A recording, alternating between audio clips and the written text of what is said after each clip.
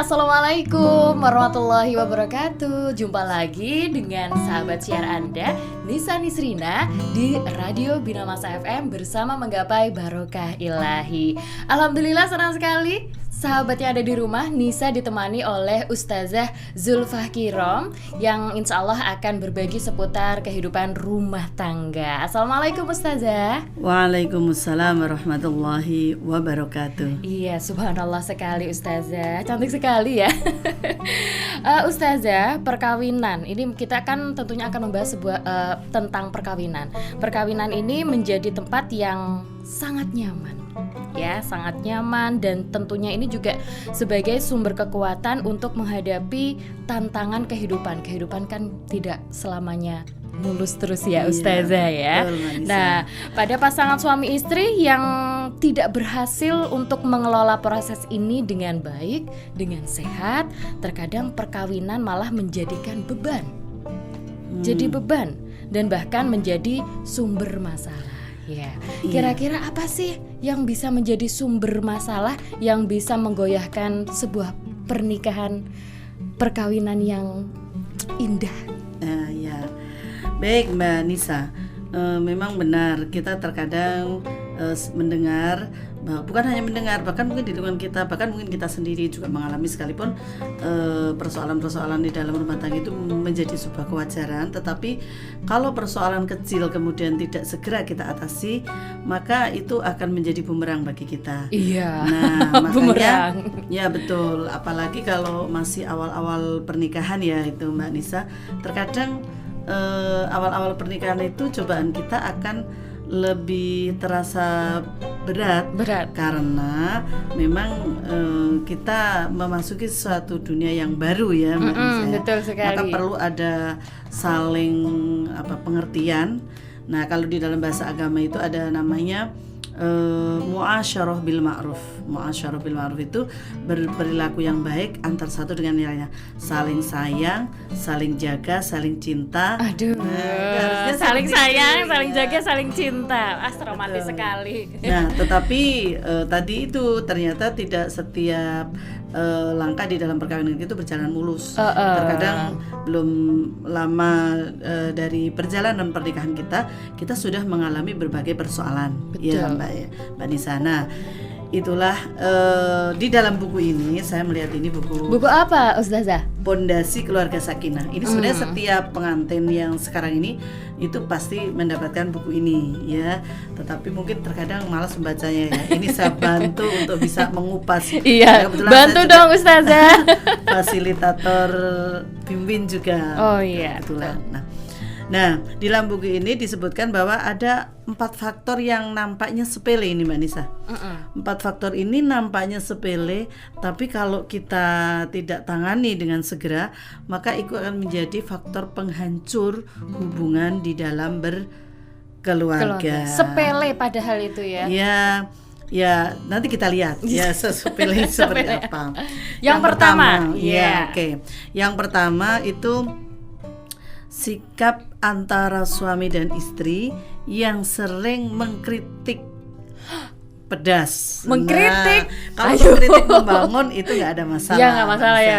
Pedas. Tapi kalau mengkritik pedas, apalagi kalau kita sedang dalam kondisi mungkin namanya hubungan suami kita kan nggak selalu mesra ya. Betul. Terkadang ada masalah sedikit, ada ketersinggungan sedikit, kemudian akhirnya mengungkap hal-hal yang tidak baik kan, kemudian mengkritik kekurangan pasangan kita, tapi dengan kata-kata yang pedas gitu ya, yang menyakitkan, sikap menyalahkan.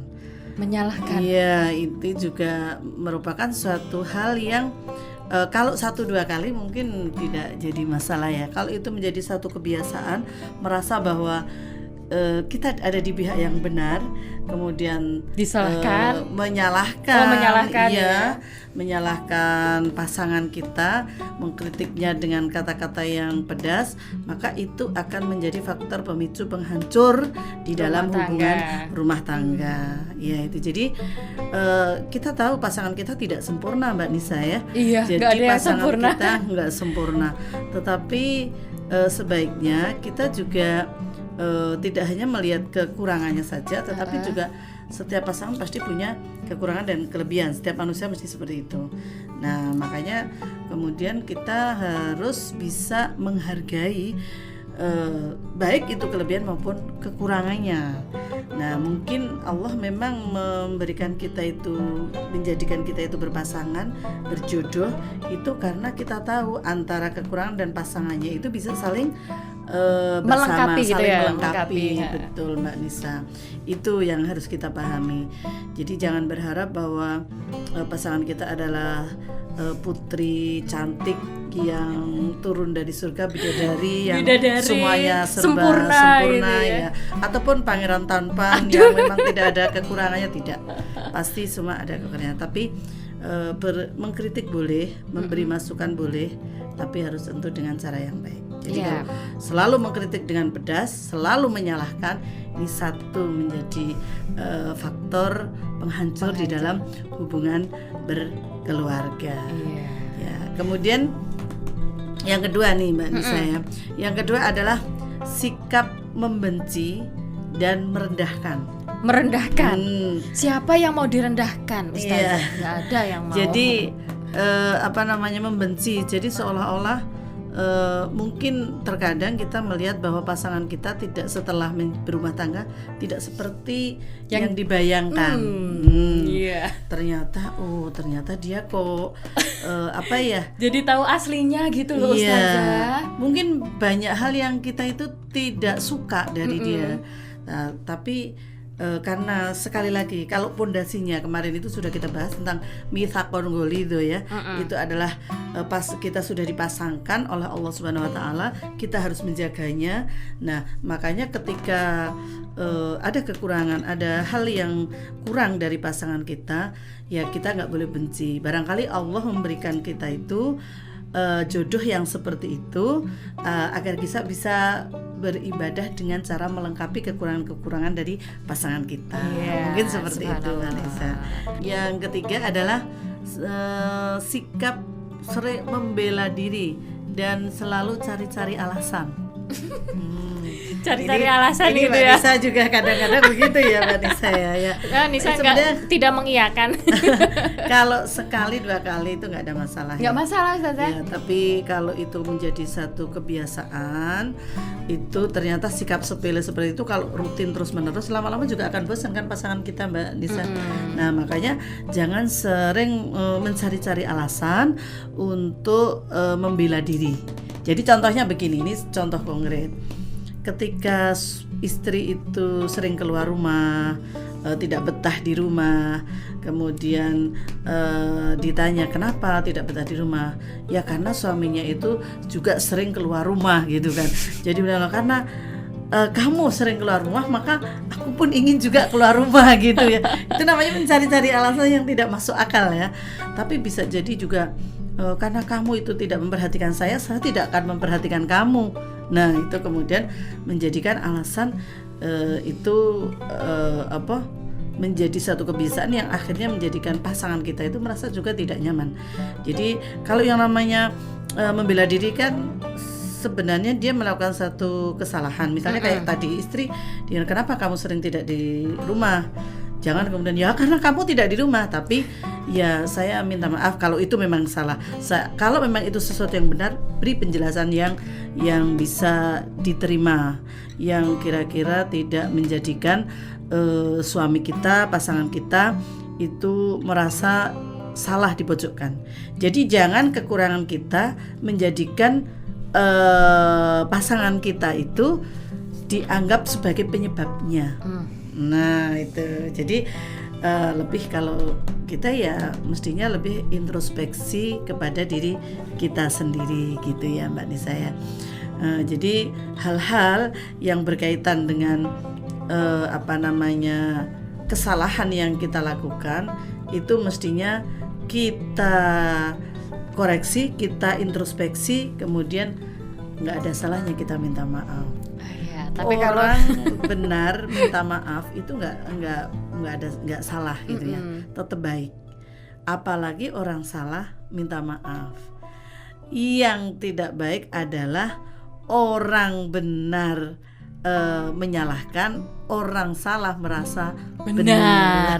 Jadi kebalik-balik ya Ustazah jadi ya. kebalik-balik. Oke.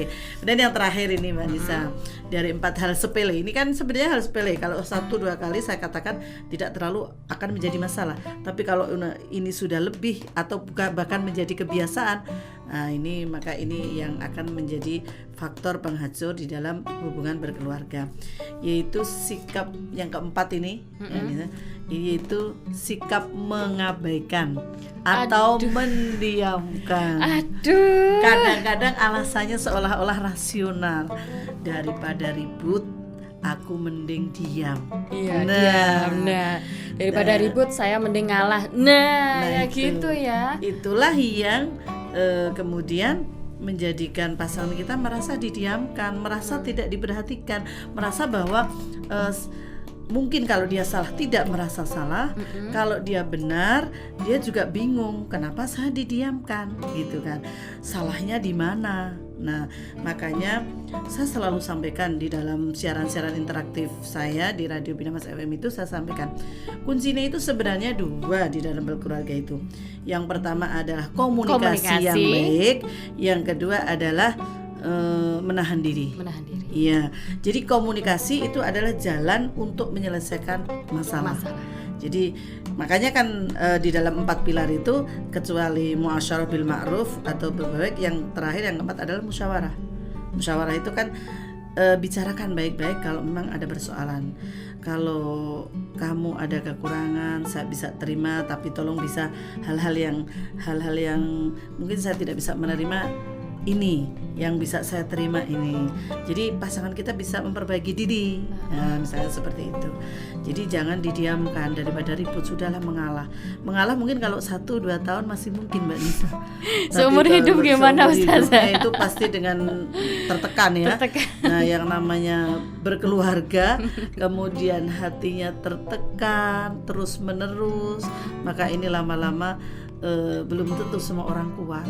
Sehingga inilah menjadi kita kategorikan sebagai faktor penghancur di dalam hubungan berkeluarga.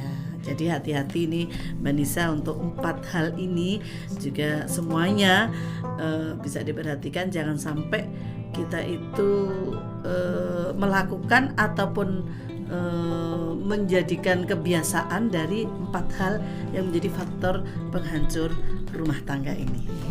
Begitu ya sahabat Bina Masa FM, jangan sampai 4 hal ini yang sebenarnya sepele kalau di awal, tapi kalau ini semuanya lama-kelamaan tidak ditangani, jangan sampai ya sahabat Bina Masa FM, rumah tangga kita malah menjadi goyah seperti itu. Semoga siaran ini bermanfaat.